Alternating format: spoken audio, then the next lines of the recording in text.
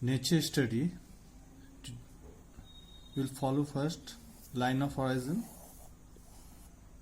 then as much as possible we'll separate the surface of land. Since we are doing live studies, so definitely we'll follow the subject which we have chosen, and accordingly minimum lines will develop, and later on we'll do color. So if possible, draw a few human figures, animals and all such, and